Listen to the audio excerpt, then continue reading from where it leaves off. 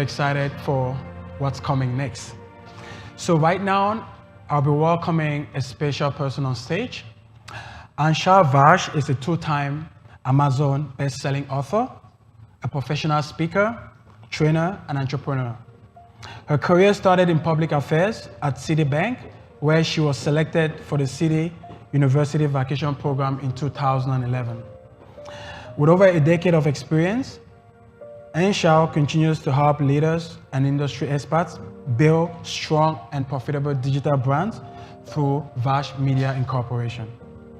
She is also the executive director of a Canadian non-for-profit organization, Reach Out Together Foundation, which provides mental health resources and training to students, young professionals, parents, and corporate leaders. So please give a round of applause to Aanchal.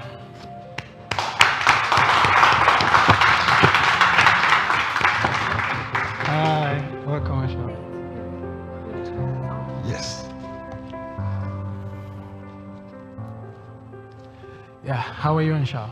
I'm doing very well, thank you. Hello, everybody. Hope you're all doing great today.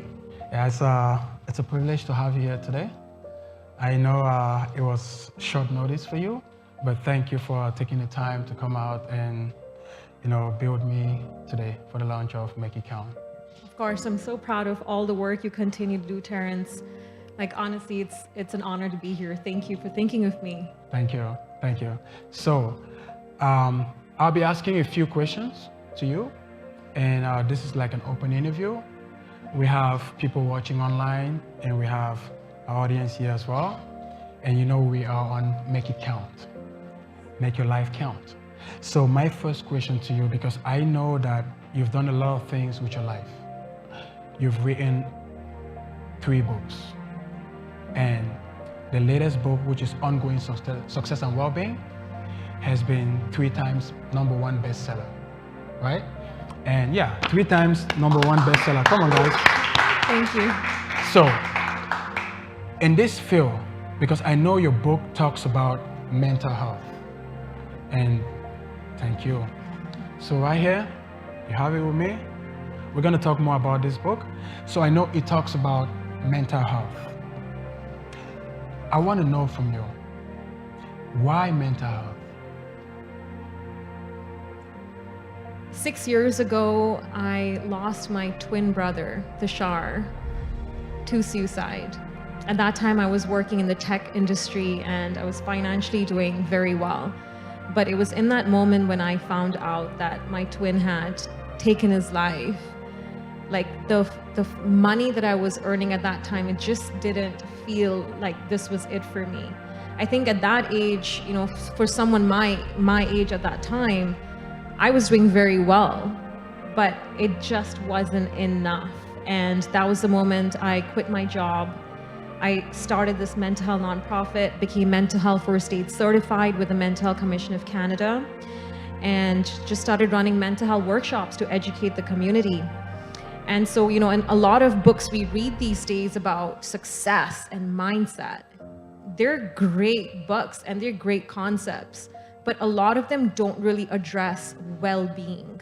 And that's what this book is about. It has everything that I have learned since I was young, and recently all my experiences, everything is put together in this book. Everything that I teach in my workshops, everything is in this book. This book is called Ongoing Success and Wellbeing.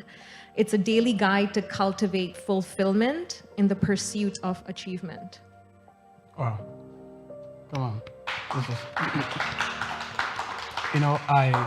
I remember when I talked to you before, and when you told me about the passing away of your brother, it was a tough discussion because in today's society, suicide is becoming rampant.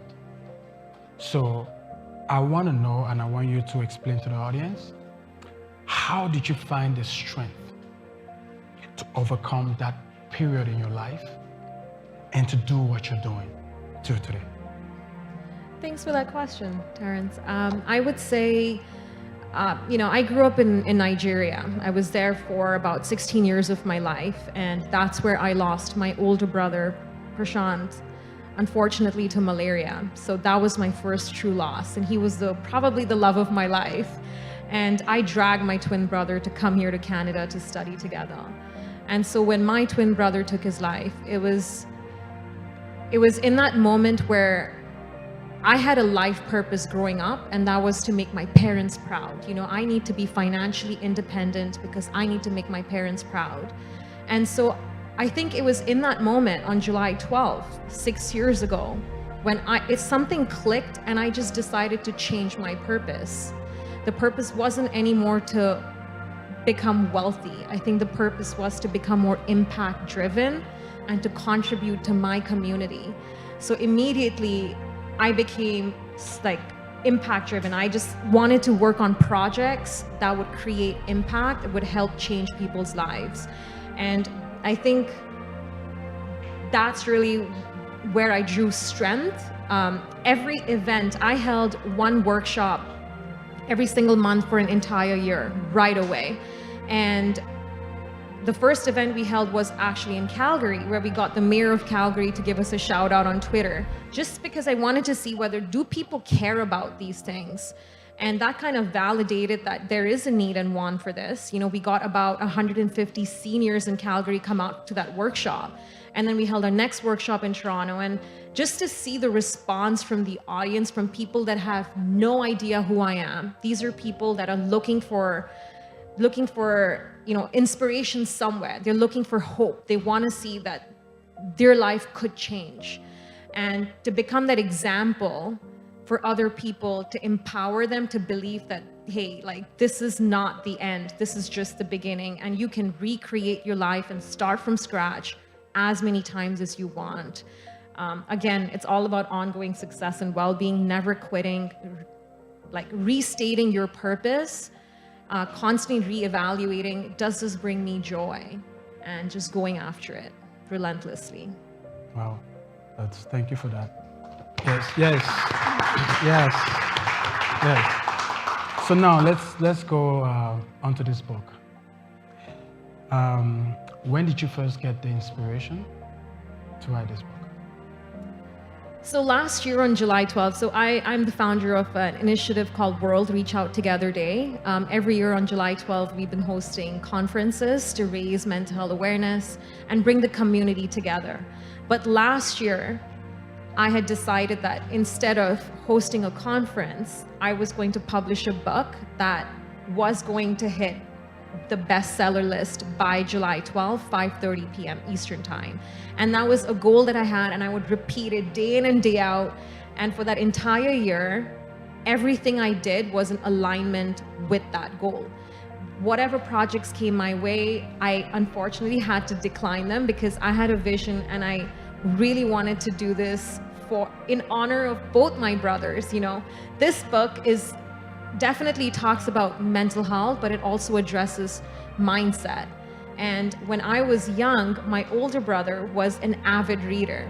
He read every second, like Chicken Soup for the Soul books, you know, the personal development books. And then he would pretend to be a teacher and he would teach my twin and I concepts. Like, he'd take a blackboard and like teach us concepts. So I'm a child of personal development, and I'm so grateful for him to be in my life and, you know, to help set me up from a very young age. And so everything that I've learned is in this book. Okay. So what are some of the challenges you faced when you were writing this book? So when it comes to, you know, writing about your experiences, sometimes it gets you're reliving certain moments. And I think that would be a challenge, but you know, sometimes you get these thoughts like, oh, maybe I didn't like turn off the stove, or maybe I want some celery juice, or, you know, you just get these thoughts because you want to distract yourself. So I think that was a really hard part, to just sit and focus and just get it done. But I'm a very organized person, Terrence. So I knew exactly every day what excerpt I was going to write, because I've created some charts and some graphs in this book, you know, some illustrations. Every single chapter has an exercise at the end of the book, at the end of the chapter, so that you make it more experiential and apply to your own life. So every single day I knew exactly what I was working on. Wow. So one thing I want you to explain to the audience is you went to Los Angeles, California, Yes. and something miracle happened, amazing thing happened to you. Can you explain what happened to you? The awards you received and everything you did? For sure. I met my older brother's favorite author, who is Jack Canfield. He's the co-creator of Chicken Soup for the Soul. And when I went to Los Angeles, I had the opportunity to be mentored by him. And through him, I got to know certain other people, and I got nominated for an award.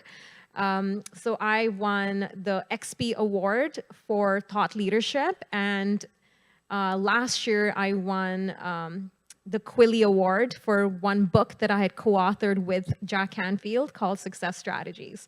That was just absolutely incredible. I won that through the National Academy of Bestselling Authors in California. You know, being there and receiving an award because I co-authored a book with my older brother's favorite author was just such an incredible feeling. And it just inspired me to keep going. Now I own a publishing company because I want to help other people write and publish books. That's what it's all about, make it count, right? So, as I explained before, when you're living your purpose, it's not just about you. In the process of doing that, you're helping other people along the way. And you can see what she's doing with her life. You can see, I know, I've known her for a while now, and she's done a lot of things in the community, especially in the field of mental health with youth. She's done so much that we don't have enough time to go through everything. So how can people get this book? You can find this book on Amazon. Just type either my name or the book's name, which is Ongoing Success and Wellbeing. And once again, my name is Aanchal Vash. You can also reach out to me directly through my website, which is vashmediainc.com, or through social media at Aanchal Vash. Okay, and what last word do you have to give to our online audience? So I really like something you had to say about purpose. And I shed a bit of light on that too. But one thing that I do want to leave everyone with today is we all at every given point of time, we do have a purpose. Whether you know it or not, you are serving that purpose. Maybe it's not making you happy, but you are serving a purpose. Whether you are a TV host, whether you are a construction worker, maybe you are a painter, an artist, a musician, you are out there adding value to people's lives. You're making people feel good. You're helping people with what they need help with, right? And in that essence, you are serving a purpose. But maybe that's not in alignment with what brings you joy. So I just want to encourage you all today to take some time, like Terrence said, and ask yourself, what are the 3 moments in life, 3 moments in your past that brought you joy? And see if there's a pattern in that, because perhaps that is your passion. And it's about turning your passion into your purpose. Thank you so much. Wow. Thank you. Thank you so much, Aanchal. It was a privilege having you here. You know, the very first launch, episode 1 of Make It Count. You're my very first guest. So I'm very blessed and honored to have you here, and thank you so much. You can follow her on social media. You can check out her books, very inspiring. And there's a lot of things that I personally learned from her. So thank you so much for coming, and we'll be back after the break. I have another guest that will be coming on stage. Thank you.